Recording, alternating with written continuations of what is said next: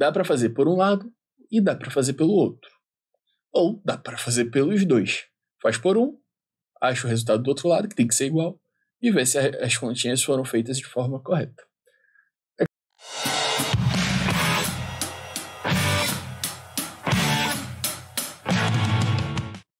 Olá, treineiros! Sejam bem-vindos a mais uma aula de Teoria das Estruturas, questões comentadas comigo, o professor Vitório. E aí?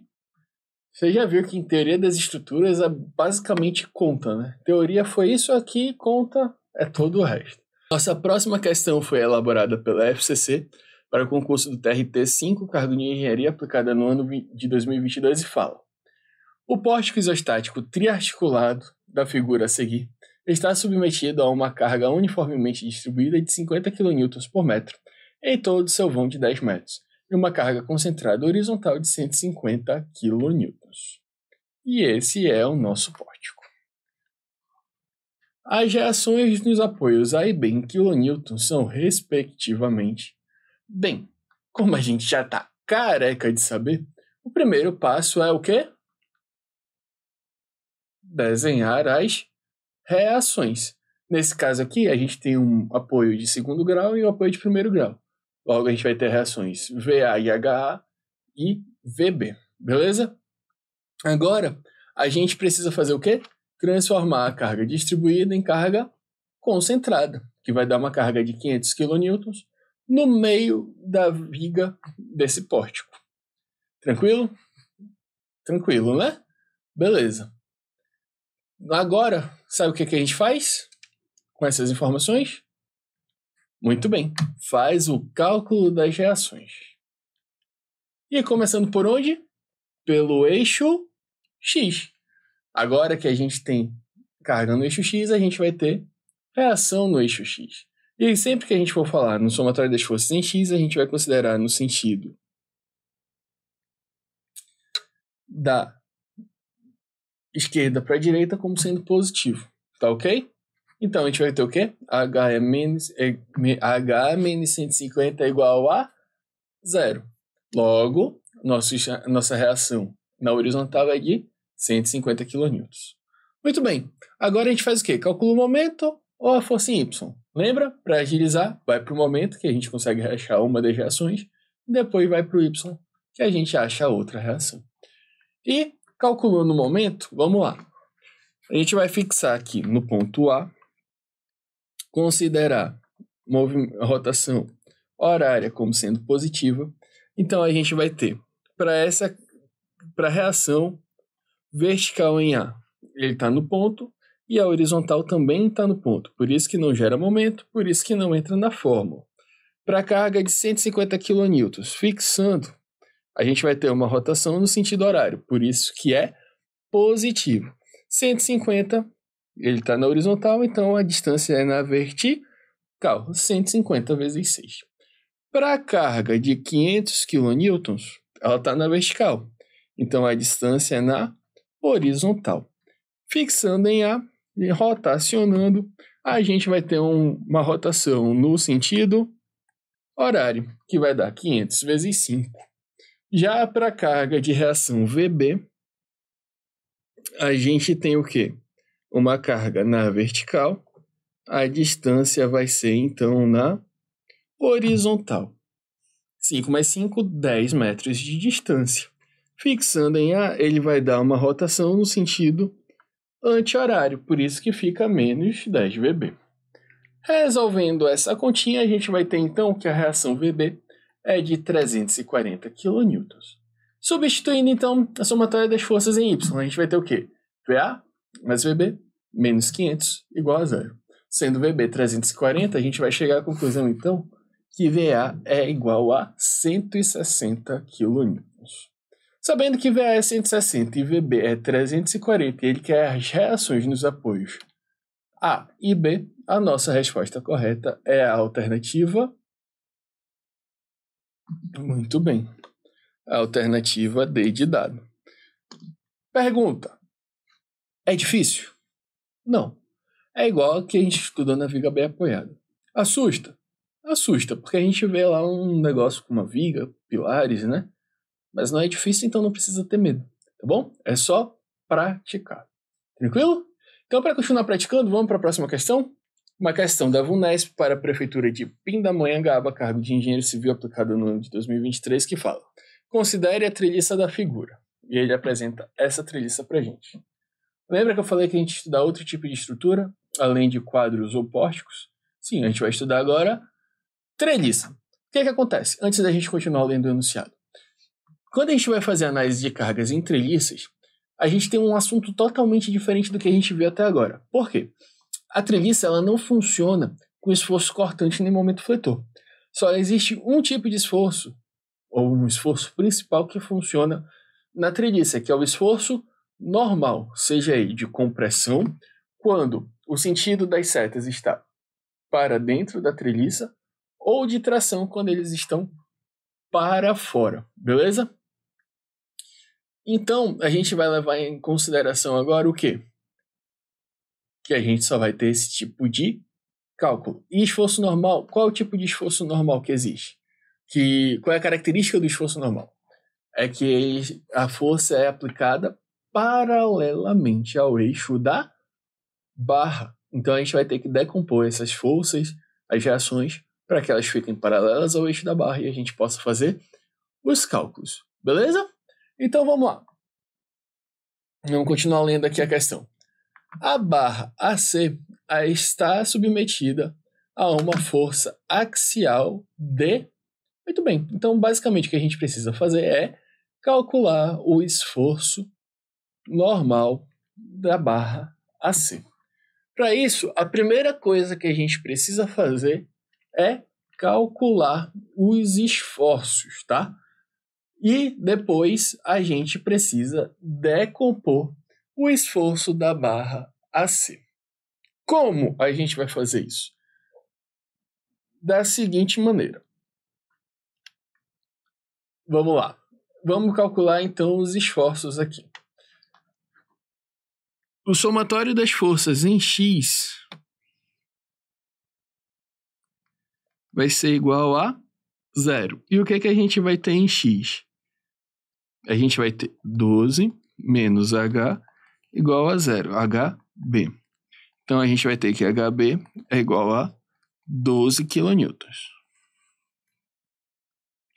Somatório dos momentos em A é igual a 0, considerando positivo o sentido horário. VA e HB, a gente não vai ter momento porque eles estão no eixo do ponto a distância é 0. Mas a gente vai ter o que então? 12. Tanto 12 quanto 15 é sentido horário, então vai ser 12 vezes 3, mais 15 vezes 4, menos 8 VB. Tudo isso igual a 0. O VB, nesse caso, então, vai ser de...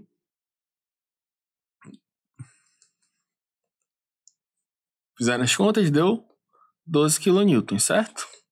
Agora a gente vai fazer o quê? Somatória das forças em X igual a 0. A gente vai ter o quê?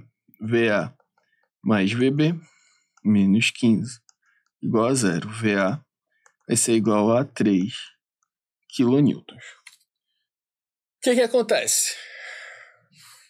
Aqui no ponto A, que é esse ponto aqui, a gente vai ter apenas uma força vertical de 3 kN de baixo para cima, certo? A gente não tem uma força horizontal, por isso que aqui está um H, que é 0. E o que a gente vai ter que fazer? A gente vai ter que decompor essa força para esse ponto AC, beleza? Para ser o esforço normal do ponto AC. Como é que vai funcionar isso? A gente vai usar a somatória dos esforços que chegam em A, que a gente já viu que é só o 3, e depois, com o resultado, a gente vai aplicar o teorema de Pitágoras. Por quê? Porque ele não deu o ângulo. Se ele não deu o ângulo, não tem como a gente aplicar seno e cosseno. Mas a gente pode calcular a partir dos dados. Professor, a gente vai precisar calcular exatamente qual é o ângulo e tudo mais? Não. Como é que a gente vai fazer? Essa força AC que a gente está querendo o resultado para achar a resposta da questão é como se fosse a hipotenusa. Já a reação vertical é como se fosse esse cateto aqui, que é de 3 kN. E o ângulo é esse ângulo aqui, que é o mesmo que esse ângulo aqui. Como é que a gente vai fazer? Se a gente tem um cateto oposto e a hipotenusa, a gente precisa do seno do ângulo, que vai ser igual a 3 dividido pela força C. Dividido pela força C, certo? Beleza. Só que quem é o seno desse ângulo utilizando as dimensões de 4 e 3 metros? Bem, pelo teorema de Pitágoras, aqui vai ser 5 metros. Logo, o seno do ângulo vai ser o quê? 3 sobre 5. Que vai ser igual a... Vamos lá, para ficar mais elucidativo aqui. Deixa eu apagar aqui. Deixa eu pegar aqui. Isso aqui é para carga, tá?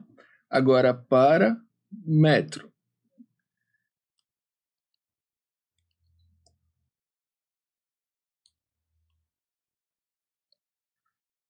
Para metro. Quem vai ser o seno?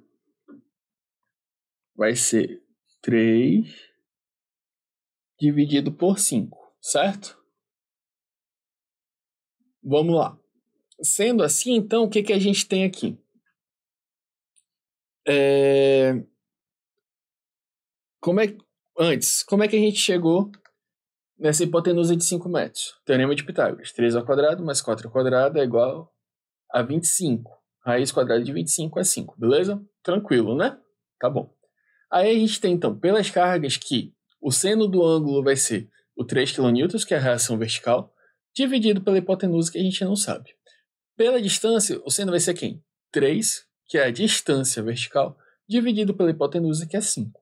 Se seno é igual a seno, então basta a gente equiparar esses dois valores. Como? Seno pela carga vai ser igual ao seno pela distância. Ou seja, o que é que isso significa? Que 3 dividido por AC vai ser igual